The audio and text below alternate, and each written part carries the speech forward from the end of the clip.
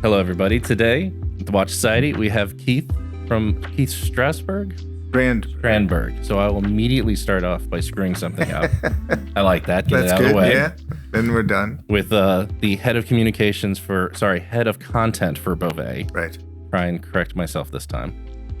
I'm sure as we go along, I will screw more words up. I apologize in advance for especially foreign words. As we were talking before, I am not a polyglot. I am very bad at other languages. I try my best, and I apologize ahead of time. I murder French too, so I'm still studying French, so it's tough for me with French as well. Thanks for having me. Thank you for coming in, because you're stopping by for a day on your way to Watch Time New York. That's right. So we're on a training trip going to the different retailers. So I'm the head of content, but also the head of training. Oh. So I tell people the story of Bovet, and we go through the watches and the timepieces and so on. We'll just start off there, actually. When you do the training, what is the thing that these sales associates are most surprised about when they see the watches? Well, I think they're surprised by the attention to detail and the level of finishing that we do, which is all hand finishing. Mm-hmm. And I think they love the story of Bovet, the 202 years and the fact that Mr. Raffi took it over in 2001. And, I think that he really revolutionized the artisanal watchmaking sector. It sort of gave it a rebirth. I mean, that's a good place to go to is, and I like to start off is with the history of a brand. Which is Bovet, and please correct me as I go along here. Bovet started in 1822 with the Bovet family.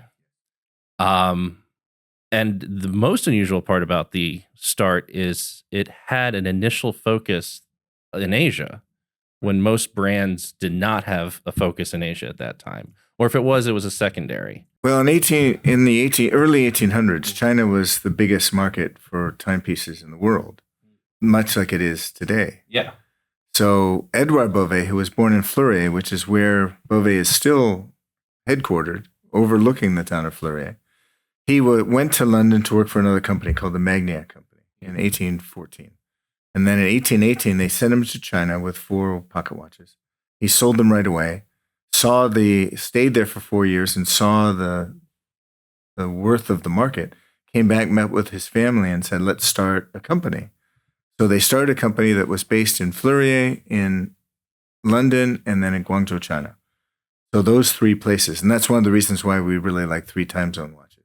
We were founded in 3 places. That's awesome. Yeah. And it as many watch companies do as the years go by, I don't think there's any watch company that stayed in one hand through that time period. And eventually it does actually go back to the Bovet family about 100 years later in the 1920s, before it changes some more hands. And as any watch company does, and through the quartz crisis, things happen and changes hands until 2001 when Mr. Raffi takes over. And another group of people had tried to bring the brand back in the 1990s. And then in 2001, they approached Mr. Raffi about buying it because he was already a collector of vintage Bovets. So we have a museum in the castle, and so the majority of the vintage timepieces are from Mr. Raffi's personal collection. So they contacted him and said, we know you're a collector. Are you interested in purchasing the House of Bovet? And he was interested, but he wanted to bring it back to its glory. He didn't want to do, for the first 5 years after 2001, we used the Swiss supplier system. And there's no detriment to doing that. A lot of companies do. But, that means buying a movement from one person, buying the hands from another, and so on. And so he was unhappy doing that. He was willing to do it for a certain period of time. And then the movement manufacturer we were working with, the guy wanted to retire.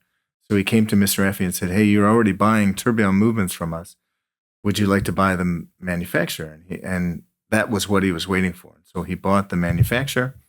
And then the canton of Neuchâtel that same year came to him and said, hey, you bought a manufacturer. You want to buy a castle? And he was like, no, I don't want to buy a castle. And then they told him, well, the Bovet family owned this from 1850 to 1950. And he went, all right, I'll buy the castle. Much like I often do when people offer me a castle. I think mean, about if it you for a little have the bit. opportunity and there's a nice history there, why not? And I've been urging him to tell a story about Edouard, the ghost of Edouard Bovet, visiting him at night to tell him how to design a timepiece, but he won't go for it. It is pretty amazing to think 2001, 2006, I guess, is when things start to really come in-house through those opportunities. But this is a good 10, 15 years before others are thinking, let's bring things in-house. It hasn't become a wave of how to do things for marketing purposes. In this case, it was Bovet wants to do it this way so that we can do whatever we want and we can do it right to our standards and our craftsmanship and our design and don't have to worry about what someone else thinks. He's always had the desire to do the artisanal side of things. And he's been a real maverick in that way because he insists on a certain level of finishing and a certain level of hand decorating and hand engraving. And what's really great is when I was a journalist, I visited every manufacturer. So, you walk into a manufacturer often, you'll see a chart on the wall that says this should take X minutes and this should take X minutes. There's nothing like that in Bovet. A fully engraved Amadeo timepiece takes 100 hours to do the case. And nobody's behind him going, you only got 100 hours. You can't go 105 hours. They don't have that kind of pressure because, when you're hand engraving, if you make a mistake, you don't get white out and go over it. You start again. It's take your time and do it right. Yeah, exactly. And that's Mr. Raffy's approach to really everything in the process is whatever it takes to do it right. That's the way we do it.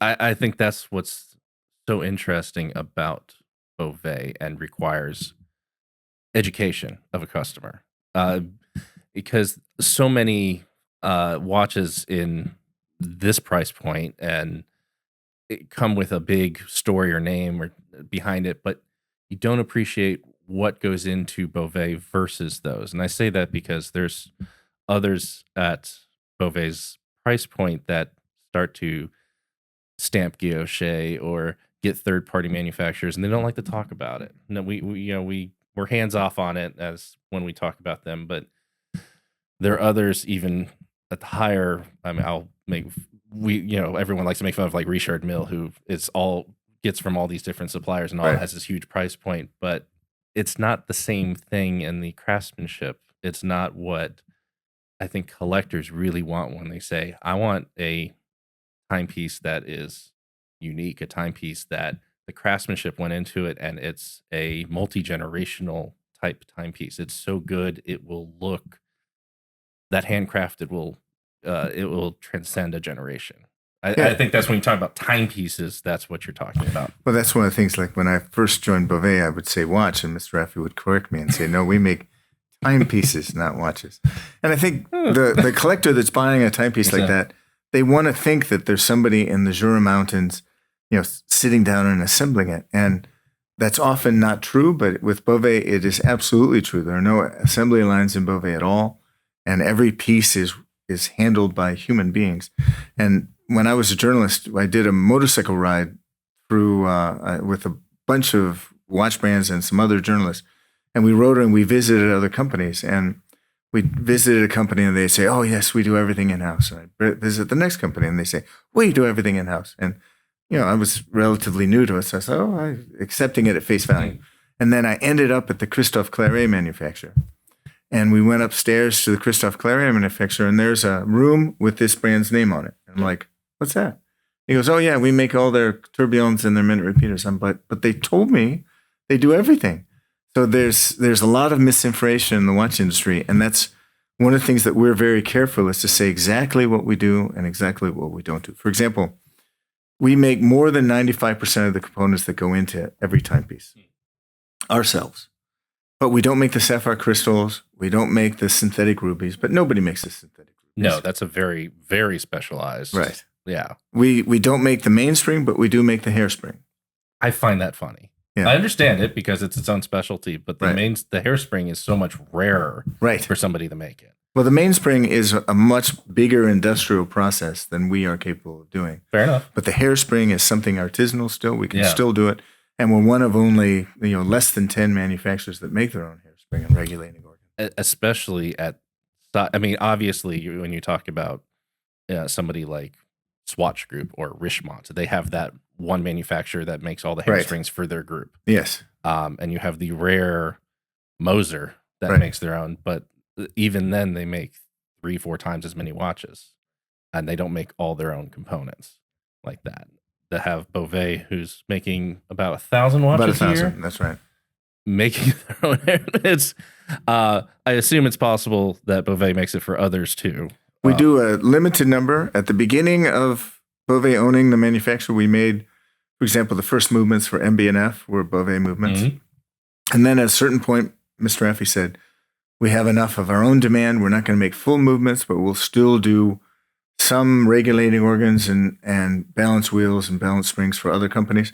We do a lot of stamping for other companies because we have a stamping manufacturer. And as you know, stamping is a high volume process. Yes. We only make 1,000 pieces.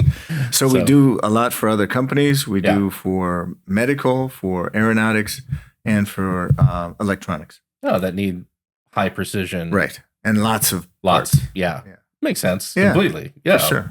It helps us, continue on and keep people busy too. Yeah. I mean, that's a great use of it. While still being able to control your own. Why not use the extra manufacturing capacity to help out other places? So with that, who is the Bovet customer? Well, I don't think Bovet is anyone's first watch. Fair. I think you have to get a certain amount of horological knowledge before you really understand Bovet. Because, when I lived in the U.S., I'd go on planes and I'd be wearing at that, kind of a nice watch, and people wouldn't even understand like paying $1,000 for a watch. They'd be like, "Well, Timex that costs $50. Why don't I just wear that?"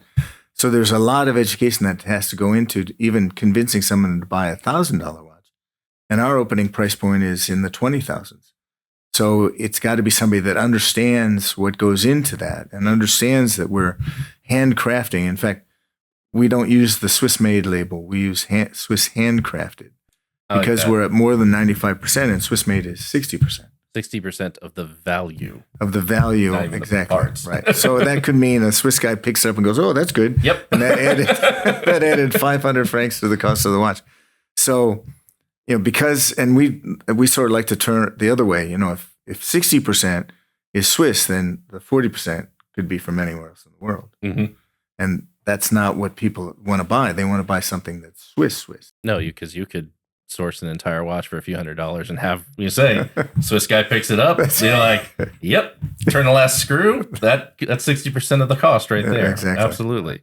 Yeah, it's unfortunate that it's watered down like that sometimes because it takes away from those who really do things in one place, Right. and really try and keep it to that traditional level.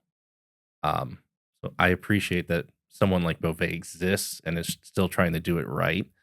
But I mean, I say that as it probably took me a while to get there because, your first watch is a Seiko. Right. Followed by the Omega, followed by, I'm at Vacheron now, so I feel pretty good about myself. And that's putting me right there at the Bovet level now. That's right. Yeah.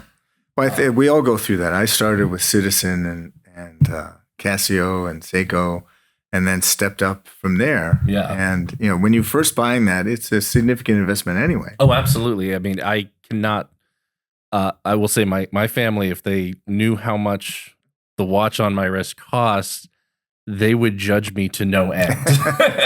And I try and put it in terms of like, how much does your car cost? It's like, it's the, a sports car. It's like, that's extra cost. My cost is my fun. Your cost is your fun. That's right. If you can afford it, don't judge me. Yeah, well, other people will spend a lot of money on a car. Yeah. And we love watches. And I love all watches. In fact, I was a Bovet customer before I joined Bovet. When I was a journalist, I bought a Chinese style Sportster from Bovet because I love the Chinese style and I have that Chinese background. So I was a customer, and then Mr. Affey approached me and said, "Would you join us to help tell the story of Bovet?" That is, I think that's the. I know I'm saying this is kind of a love letter to Bovet as I'm talking here, but I do really, really appreciate everything that goes into it, and I love the unique design. So, but when you're a customer first and then want to work for them, I cannot think of a better endorsement Yeah, that's true. Yeah, for a for sure. place to say I had such a great experience, and especially as someone who is a watch writer for Europa Star and Revolution, which are two of the biggest names for a long time in watch writing, to be able to see everything and still the one you pick out at the end is a Bovet. And there's your endorsement right there, which is probably how you ended up there working. And I love Bovet's story of their history in China. In fact, when I was first interviewing Mr. Effie, he told me a story, and I didn't believe him. He told me that the Chinese for Bovet, which is Bovet, came to mean fine watch in China. Really? And I was like, "You're full of crap. That's not accurate." So I called some of my friends that were journalists in China and said, "Is this true?" And they said, "Absolutely." Like you could ask somebody, "Do you have a Bovet?" And they say, "Yeah, I have a Vacheron." Or "Yes, I have." It became so famous. It became the Xerox or Kleenex. Exactly. Yeah. Right. Or the Google. Because everybody says Google this, no matter what web search you use. So, I really was impressed by Mr. Effie. I was impressed with what he was trying to do. I think he was really trying to make Swiss watches by hand in Switzerland when other people weren't. And so I think he really started this whole trend towards artisanal watchmaking, and he doesn't get enough credit, really. And we're talking with the Chinese market, with that kind of the name meaning a fine watch. Is that still the largest market for Bovet? No, we've been out of China for several years because before China, we were working with some people that were shipping to other countries. And so Mr. F, we cut them off. Then we were going to come in with a boutique, and COVID hit, and China was shut down. Yeah. So now we're looking in 2025, we're going back into China in a big way. Okay. So that's a real, the young generation, quite honestly, they don't know much about Bovet. It's the older people that know about it. So it's a bit like the US. It's a huge market. It's a very difficult market to enter, but we're going to be working with a partner that's going to do a really good job going into China, I think. Awesome. I look forward to seeing how that works out for you guys. Me too. I'm looking forward to going back to China and doing my training in Chinese. So. That's a unique ability. I mean, I will say it is unusual to see an American live in Switzerland who also grew up teaching himself Chinese and go to school for Chinese, but living in Switzerland and working for a Swiss company. That's right. That's an interesting journey in itself. So with only 1,000 watches being made a year, how do you overcome just getting the watches in front of customers? Because there's only so many watches you can send out. Like how is that overcome? Well, we depend on the shows. So like Watches and Wonders, I was a huge fan of Baselworld, and I was really sad to see Baselworld die. Yeah. Because it was a great show. A lot of people complained about it, but I just loved it. It was like a high school reunion every year. You'd see all the people that you knew. But we depend on shows like that for our retailers and our collectors to come and see the new stuff. And then we also do a road show, like with the new piece, the Recital 28, the timepiece. I don't know if you've read about it, but it's the timepiece that has solved the daylight saving time problem that world time watches have always had. Yeah. And it's the first one that's been able to do it. So it's won a bunch of awards. And so we've done, like we were just in CR with the Recital 28 in Mexico, showing it to collectors there. So we take the prototype or the first production and do a roadshow around the world. I was say, how many GPHG awards has Bovet won? 4 so far. We won the biggest in 2018, won 2 in 2020, and we won 1 last year for the Recital 20. And we're in the Mechanical Exception Award this year. We've already won the Watch of the Year from Rob Report for the Recital 28. Yeah. And it's really funny. I was doing the presentations to the press and to key retailers about the Recital 28. And it's something that they didn't really realize there was a problem. Like when you own a world timer. Not everybody does daylight savings time. Right. In fact, the majority of the world doesn't. It's 120 countries don't, and 70 countries do. And the 70 countries, how many of them are Western Hemisphere? Most of them. So we've prioritized Western Hemisphere, obviously, because Switzerland and the U.S., two of the biggest markets are Western Hemisphere. But I would do training, and even with our world timers, I do training in Dubai, for example, and they go, "Well, Keith, why is Dubai wrong?" It's like, well, everybody's wrong. That was my only answer, was everybody's wrong. You buy a Patek, it's wrong. Half of the year, it's wrong. Yep. And everybody was like, yeah, it's wrong. Okay, I'll pay $150 to $1,000 and my timepiece will be wrong. Okay. And then Mr. Raffi, during COVID, went to, and this is one of the real benefits of Mr. Raffi is he's not a watchmaker. So he doesn't know what's impossible. So he went to our technical office and said, hey, I got a great idea. Let's solve daylight saving time. And they were like, oh, good idea, Mr. Raffi. Yeah. But it can't be done. And the reason it can't be done is because daylight saving time changes on a Sunday, not on a fixed date. Unlike a perpetual calendar where you know what each month ends. Yeah. Right? Except for the fourth one. And then we have a special gear for leap years. But it changes. Like this year, the U.S. changed on March 10th. You're going back, I think, on November 3rd or something like that. But the problem is the U.S. goes back, starts daylight saving time 3 weeks before Europe does. Then we join, and then we quit daylight saving time a week before the U.S. does. So there are 4 time periods during the year, and so you can't do it with a gear because there's no regularity to it because the Sundays change all the time. So Mr. Raffi, explained this to him. They explained that to Mr. Raffi, can't be done, and he went, "Oh no, I think we can do it." So we found a way to do it with rollers instead of gears, and so it's the first one that's ever solved it. So my follow-up challenge, if Mr. Raffi wants to get the worst challenge and the one, I'll be impressed if anyone ever is able to do this. Are these the half-hour time zones or Easter? Easter is I was going to use that as an example of something that can't be done with gears because it changes all the time. It's the first Sunday after the first full moon of spring or something. Yeah. That's crazy. Absolutely crazy. So we're pretty proud of this. Don't get us into doing something you'll win every award if you can figure that. I think it's a 28,000 year cycle or something like that. So it's that would be amazing if someone wants to figure that one out. I'll just leave that there. There you go. Good luck. I'm sure one watchmaker will be like, don't give him an idea. Don't start. So we do have in front of us a selection of watches that you brought along. Well, yes. Thank you for that. You bet. Where would you like to start? Let's start with the Rolls Royce pieces because this is something that really showcases Bovet's bespoke capabilities. I know as a journalist, most brands really hate bespoke because they have an assembly line, and if they have to take a piece off the assembly line, it messes everything up. At Bovet, there are no assembly lines. We're doing everything by hand anyway. So bespoke is something that Mr. Raffi really welcomes.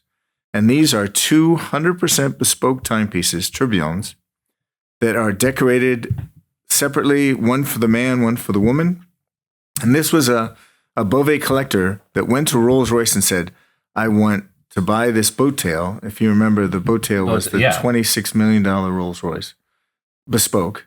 Gorgeous, too. Yes. And he said, I want to buy 2 Bovets, and I want to be able to put them into the dashboard of the car. And so we use the Amadeus system, which is the system that allows us to convert it, wear it on the other side, convert it into a table clock or a pocket watch.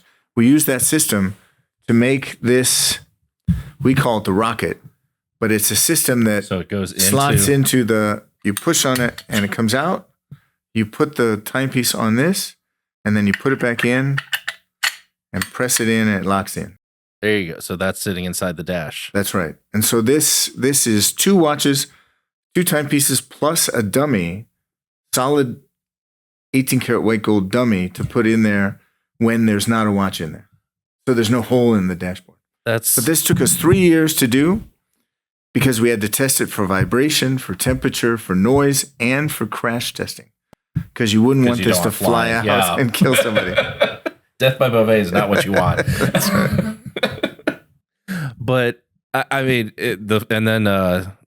I guess the idea was so well received that Rolls Royce did that again with Vacheron. But I think it was collectors saw it and said, "I want to do that, and I want to do it with another brand." But we were the first one, and we're pretty proud of that. You figured out the system. We figured out the system. You also created them, by piece unique.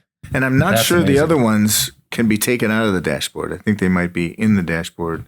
I do not have an answer. I don't know for sure. But The Bovet's engraving on this. this is hand gorgeous. engraving filled with blue lacquer, and this is just a sample because the whole timepiece for the lady's timepiece is hand engraved. This is just the bezel on both sides, but in the real one, it's hand engraved, the complete timepiece. I haven't seen the engraving with the blue lacquer like that before, and It's something we used to do in the olden days, and so we brought it back for this. It looks a lot. I mean, it really makes the engraving stand out. And my problem with when you over engrave sometimes is it feels like you lose it. If it's really packed in there, sometimes you need it to breathe. That lacquer actually Helps it. Yeah. breathe a little because it creates some contrast. That's right. That's just taking a moment for that one because I haven't seen that before. That's beautiful. So that's got the wood from the car on the dial. We don't do the marquetry ourselves. We use an outside supplier for the marquetry, a guy that lives in Saint Croix. And so there's wood dials on both of the timepieces on the front dial. And then the woman's timepiece has a miniature painting on the back, which is emulating some of the flower timepieces we did back in the 1800s. And the man's timepiece has an adventuring dial with his sky chart of the day he was born. So a custom adventuring they go in there too. That's right. And then there's a car, a miniature painted sculpture of a car On both. on both of the timepieces, and the Spirit of Ecstasy engraved sculptures on the front across the tourbillon.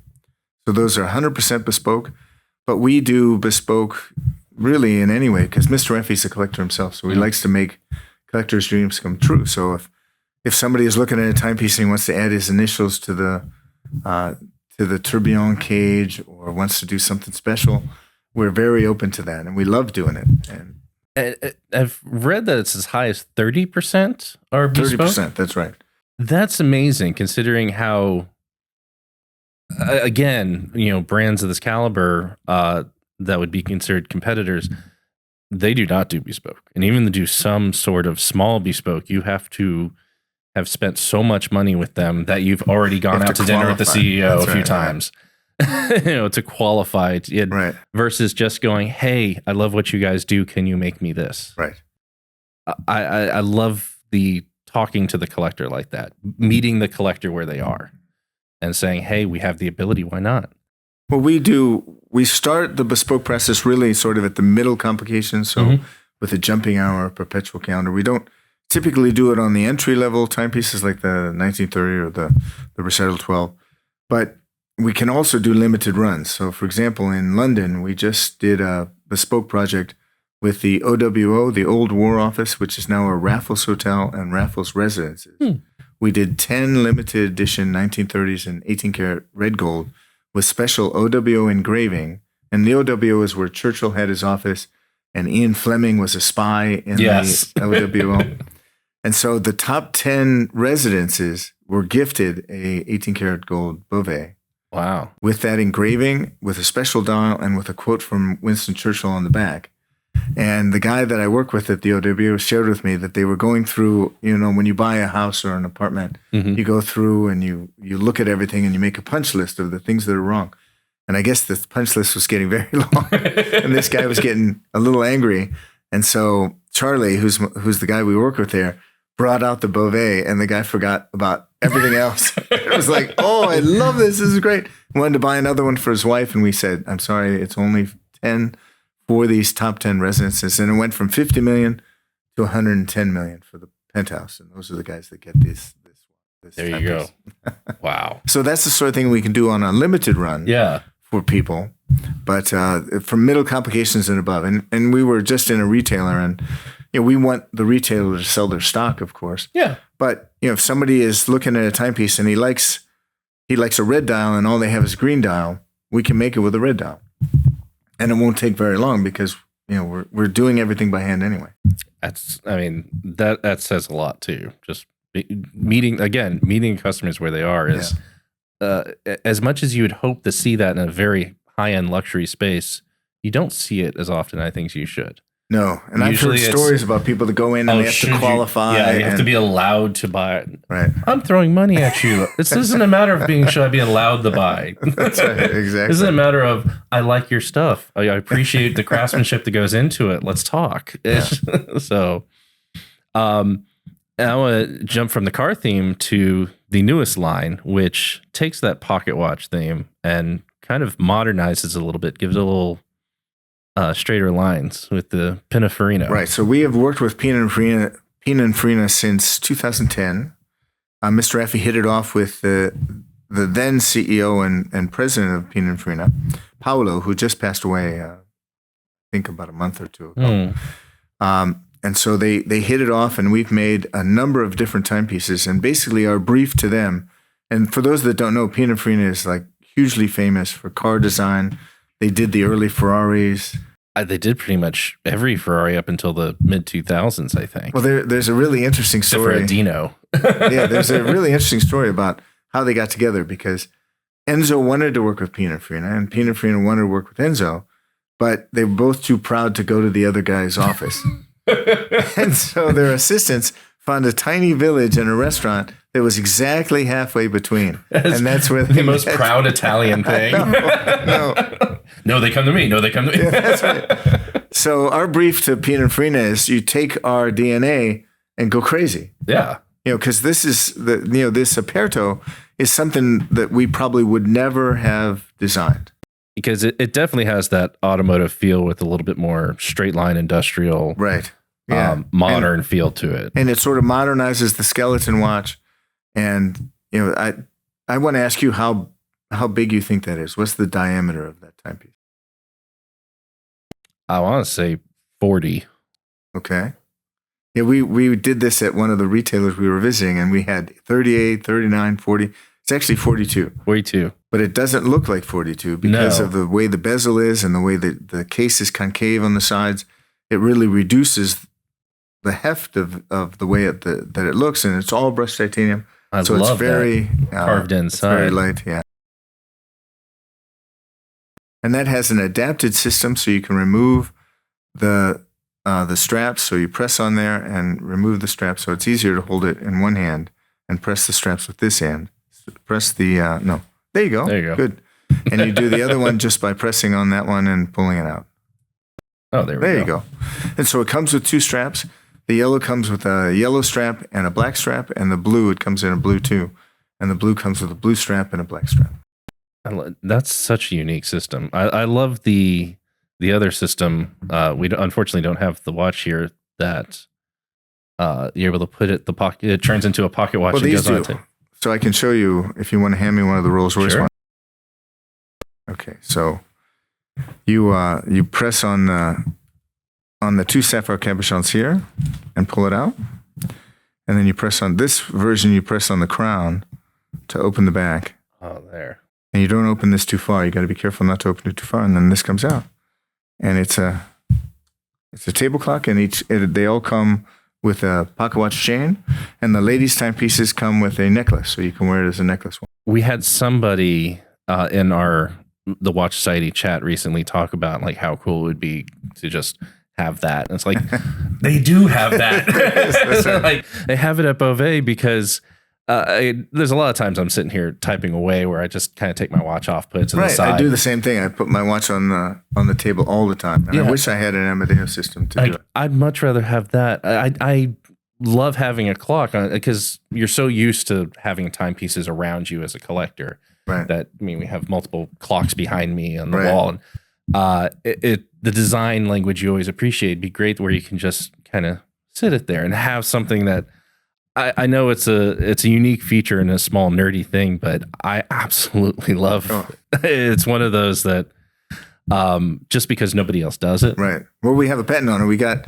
We after 7 years of looking at things, they found the design in 2010, patented it, and this is actually based on a pocket watch from 1930 that had a little foot that came out. The easel pocket watch. The easel, that's right. Wow. And so Mr. Effie saw that and said, "Ooh, that's maybe the start of an idea." And I don't know if you remember, but back then everybody was trying to do one. Hamilton tried to do one. and they were all sort of wonky, and you had to pull out and do this and do that. It needs to be simple. It needs to stay up. Exactly. And this was tested to 30,000 times of manipulating without any failures. So it's really a fantastic system. We had a guy that was in Vegas. This is an example. He came in and he said, I'm looking for a pocket watch. And they took him right over to Bovet, and he found out the system, and he was like, I like that, but I want a red dial. And they were like, okay, we can make you a red dial. So, I mean, that's the sort of thing. I mean, it's also funny, the pocket watch conversion, because I've seen some people start to make pocket watch. Was it Hugh Blow recently made a pocket watch? Yeah. And it's not something that's normal or usual, because it's certainly even more archaic than our mechanical watches are. But the option is nice. Yes. And it's just your watch. You remember Patek made the Grandmaster Chime, which was a reversible timepiece. It couldn't convert into a pocket watch, but it was reversible. Yeah. That things. It's beautiful in pictures. I don't know how wearable it actually is. I had it in my hands, and it's really heavy because it was solid gold. Yeah, so many. So this we make in titanium. We make it in gold. I think we can also make it in platinum, but in titanium, it's quite. It still is a little bit thicker than a normal watch because of all the components that go into the Amadeo system. Yeah, I mean, platinum would be heavy, I will say. It'd be fun. It'd be fun to sit there and look at, but there's a point where platinum gets a little too heavy. I like it that in titanium or white gold even. I can't tell the difference between white gold, titanium, and platinum just by looking at it. By looking at it, no. Platinum's one of those you just have to wear, but it feels great wearing it. The first time, you remember the first time? This is platinum, right? No, this is steel. This is steel. I have no platinum watches. I don't have any platinum watches either. But I remember putting one on the first time, and it was a full platinum bracelet and all, and it was just like, oh my God. It's very heavy. It's working out. Like, this is cool to put on, but would I actually wear it? Right. Is how you feel. So I already screwed up the name of Pininfarina. I call it something else. Probably screwed up then too. Which is, I know we have a lot of car people here, so that the appreciation of that is huge, because I think the people who enjoy watches tend to enjoy other crafts like cars or whiskey and wine. That tends to be the through line of, I know, all of our members, is there's a huge appreciation for that, including quite a few members that enjoy a vintage Ferrari. Right. And those are, I went 3 years ago, I was out at Pebble Beach for the Concours d'Elegance, and I saw that Pininfarina, they had a collection of Pininfarina cars there, and they did Cadillacs. I mean, they've done so much over the course of and now they're doing coach-built cars, because for a while they stopped doing the coach-built, and now they're doing it again. It's going backwards a little bit. That's cool, though. Which is where they started. I mean, they started with the coach-built cars. Yeah. So you got to look for that little F on a car, and you can see the little F. And we're going to move over to what is my favorite complication, and has always been my favorite complication, which is the jump hour. And I don't know, it's one of those, it's not a very high-end complication, but it's something that when done right is a beautiful thing, and it's so rarely done right. Right. There are very few companies that do a jumping hour anymore, because it's difficult to get the hour digit to jump at the same time that the retrograde hand jumps, the minute hand jumps. Yeah, I would say, like, this is the extra level of complication with the retrograde. Yeah. So the two cardinal sins for jump hour to me are the hand gets in the way of the hour jumping, and it's not a jumping hour; it's a rotating hour. Ah, okay. When it slowly rotates. And those aren't usual, because usually when somebody does a jumping hour, it jumps. Right. Especially on any watch of quality. But it's the hand getting in the way is, to me, the cardinal sin of, like, it's a jumping hour. Why is the hand getting in the way? So I love this design. And it's not the only jumping hour design, because there's also the Virtuoso 5. We have the 5, and then we also have a couple of others. The Rising Star was a jump hour too. And so Mr. Affy is very careful not to put that hand in front of the jumping hour aperture, because he's a collector, and so he wants to do what collectors want, which is not to block the jump hour. Yeah, you want to see it work. That's right. You want to see it jump. Now, you said this is a prototype? No, it's a prototype for the Recital 15. Okay. So we've had the Recital 15 in our collection for a while, but this is a salmon dial of the Recital 15, And this is a bit easier of a jumping hour to do because the jumping hour is not in the center like the Virtuoso 5. Yeah. The Virtuoso 5 with the jumping hour in the center is a very difficult movement to do. This is a little bit easier to do. You're able to keep the disc on the outside on this one. Yeah. Versus because with our Virtuoso 5, it's dead center, right in the center of the movement, which is very difficult. So you have to make the disc just right, move it over. That's you have to re-gear everything but you still have the retrograde, which I like It's a little curve, the little half moon retrograde, and we really focus on power reserve for Bovet. Mm-hmm. So our lowest power reserve is 5 days, and our highest power reserve is 22 days. Now that's with a single barrel. With a single barrel, and like the Aperto is 7 days of power reserve. The Recital 12 is 7 days. This is 5 days, I believe.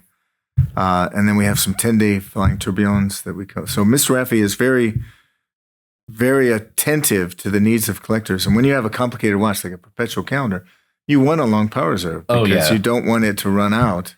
Does Bovet make any automatic watches? They're all manual wind. No, we have some female watches, and you really can't say that anymore. Female or male, it's supposed to be small or large. Some smaller shiny watches. But the Miss Audrey, for example, is an automatic movement that we buy from someone else. Okay. But we're working on an automatic movement now, and we're working on a chronograph as well because we were very famous for chronographs in the 30s, 40s, and 50s, and so we're trying to go back to that and make our own in-house chronograph. I was just hunting down a Bovet from the 40s. That was the Corne de Vache style. Ah, okay. And it was one of those like that is a beautiful 2-register chronograph with the. Did you find it? Oh yeah, okay. I'm thinking about buying it. How much is it? Just over $2,000. That's about right. They're coming back onto the market, and some of them are 38 millimeter, beautiful condition, decent shape. Yeah, goes decently good shape and just serviced. Yeah. So I mean some of those styles, the lugs on those are. I mean, that's the Corne de Vache style lugs. Right. Those are absolutely gorgeous. And the way that we set up the chronograph, if it was 2 or 3 register, is really beautiful. And we have a couple that are, a couple of the vintage ones that are just so spectacular. I hope we make those as sort of the first chronographs that we make but the chronograph movement is very difficult to make. That is, I keep saying this when I meet new people in watches and trying to talk about how hard things are sometimes is the chronograph movement, because it's been so almost democratized because everyone has it and they're usually buying it from somebody who made it. There's a lack of appreciation for how difficult the chronograph is to make reliable and serviceable. The amount of the gearing and how much it has to take a beating again and again and again and reset and be able to rob the power from the gear train to run it and still be accurate. It's like there's so much going on there that there's a lack of appreciation for how hard it is. Yeah. And we're finding that out now as we develop our own. We probably won't have it until 2026. But surprisingly, when I see somebody wearing a chronograph, I ask them if they use them. They go, use what? I'll say, the chronograph. And they're like, what is a chronograph? They don't even know what it is. And they've got the pushers there and they don't even use it. I have one chronograph I used as a kitchen timer. Yeah. And because it has a long minute hand across the dials. There's a long second and long minute that both go. Right. So it's easy to read as a kitchen timer. I'll wear it when I go, I'm about to bake something or cook something. Right. I'll take it to the kitchen. That's literally my kitchen timer. Right. That's the only time I've ever used a chronograph. And I have, I have 3 or 4 of them, but that's the only one I've ever used. I really love a chronograph. I have a few, and my favorite is a flyback. I really love a flyback chronograph. That one's a flyback too. That's because I'd be doing it with my sons. I say, "Oh, let's let you run there and come back," and I'd push it and they wouldn't start. And I was like, "Okay, let me just push the flyback and I can start again." It's so much easier. There you go. And there's another appreciation I think for the simplicity of design here, which is in the back. Since a 5-day power reserve, the power reserve is in the back, so you can still tell how wound it is, and even through the seconds hand off the 4th wheel there. Mm-hmm. So you can still see it's running besides a little extra motion there. That's superfluous, but I love it. he is the attention to detail from Mr. Affy because he'll wear a timepiece like the Recital 12, which is the next timepiece we're going to talk about. He wore that for 2 years while he was working on the bracelet to get it just right. And he's got hairy arms and he didn't want the bracelet to catch the hairs. So we were very careful about the creation of this bracelet. I was saving the best for last, in my opinion, because that's I'm just gonna go ahead and throw it back on. You're a bracelet guy, it seems. I actually only have 2 watches I wear on bracelet. Oh, okay. I'm actually generally not, because I generally don't find them very comfortable. Okay. I own 65 watches and I only wear 2 on bracelet. Wow. Give an idea. That's why I really appreciate this bracelet. The bracelet is really, it's all titanium, 40 millimeters diameter. It's brushed and polished on the surface of the bracelet, and it makes the V of Bovet, if you can see that. Oh yeah. And then when it comes together on the clasp, it makes the infinity symbol. And then there's a comfort pusher, so you can press on the pusher and expand it, so that if it's is that during the day, bump right there? That's right. Yeah. I mean, as is. I mean, it's incredibly comfortable. Each link feeds into the next link. I can see why you wouldn't ever catch a hair in it, as Mr. Raffi is trying to avoid. The appreciation I have for a power reserve that's actually balanced, because often power reserves, a requirement I feel on a longer manual wind. If you're going over the 48 hours or 72 hours, you need kind of the no. So as you get to the lower end of the power reserve, you need to rewind it to stay accurate. But often the power reserve's thrown on the edge. It's like a last minute thing. Oh, let's put a power reserve on. But just to have the skeletonized cutout that balances the power reserve up top, that's barely noticeable as is. It's there and easily visible, but it's not shouting It's at not you. overpowering. Yeah. But there's a cutout that kind of balances it out. The bottom side, the skeletonization of the bridge. And we inverted this movement so that normally on like the 1930, you can see the balance wheel through the exhibition back, not in the front. So we inverted this movement so you can see the balance wheel on the front, and sort of delight in the movement back and forth. And that reinforces that that's our in-house balance wheel and spring and regulating organ. I'm just going to stare at this for a second. This is beautiful, and I think of it as, I don't want to like name competitors, but it lives up against its competitors. I'll say that. Thank you, I appreciate that. As we've had a few around and visited us recently. Okay. But I'm a fan, and also the back side, if I remember from pictures, you can actually. There's a skeletonization around the keyless works. Right. So you can actually see the keyless works too, which is most people probably don't care about, but watch nerds I think do. Because it's some of the most complicated part of a watch that everyone kind of ignores. It's one of those we take for granted how much goes through that. And I say that because we just had the watchmaking classes here from Orlando Society in New York. And for me, when I first had to put a watch movement back together, it was the keyless works that was the thing that made me want to throw the movement across the room. Pretty off, dude. Okay. It was like everything else is easy to put together, but the keyless works requires so much to get it all together and get the crown in and everything just right at the same time. I have an appreciation for that piece, or a love-hate relationship of that piece of a watch movement after that. So I like the fact I can see through the backside. Yeah, I mean, it's just kind of the overall look of Bovet. My kind of closing thoughts on the brand, which is we have, we had recently Laurent Ferrier here, which is very much a stealth luxury. It's quiet luxury. Right. Fantastic watchmaking, similar low production volume, but it's very much under the radar. And then you have things on the other end of luxury watchmaking, which is very loud, an Urwerk, something like that, that is all about avant-garde. And then this Bovet kind of sits in the is absolutely luxurious, absolutely has all that handmade detail. You have your own engravers, painters, enamelers, which is unusual to have all those craftsmen in-house. But the watches aren't done quietly. And that's a good thing, I think. It's to say, like, hey, look at what we can do and cool stuff, but it's also not done in avant-garde style. Right. And it's unusual. Like the only watches I think that kind of compare to that style is probably like Grubel Foresi, which I think is a good compliment for both sides. Yeah, I think so, for sure. Doing watchmaking at a very high standard while also not being purely archaic in look or old in look, having a bit modern taste to it, a modern twist to it. I appreciate the uniqueness while still keeping things to old school crafts.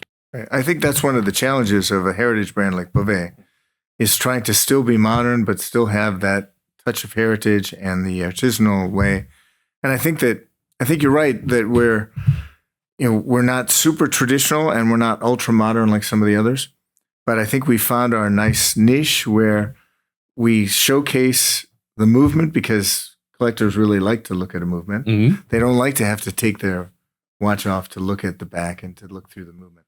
So I think that's one of the things that Mr. Effie is really focused on, is trying to put some elements on the front so that people can appreciate it just by looking at it. And as you did with the Recital 12, I'm often like just staring at my watch in the day because I love to see the movement so much. Oh yeah, it's the thing that I think we all do is when you have a watch that's when you have a watch that's made that well, you want to see the details. You want to see it work. You want to see it work. It's not just the dial.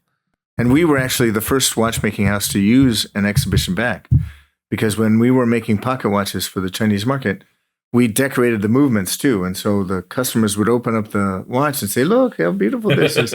And then dirt would get in and moisture. So we put a glass cover on it. So we were the first ones to have an exhibition back.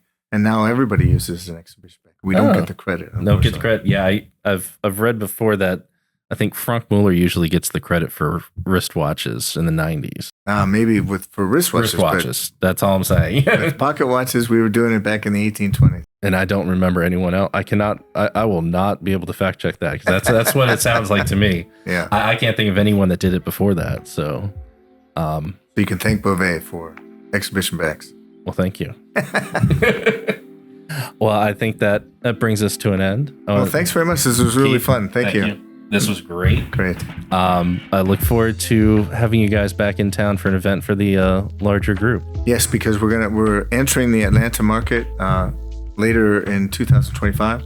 So we'll have an event with the Atlanta Watch Society. We're really looking forward to it. Thank you. We are too. Okay. Thank you. Great. Thanks. Have a good one.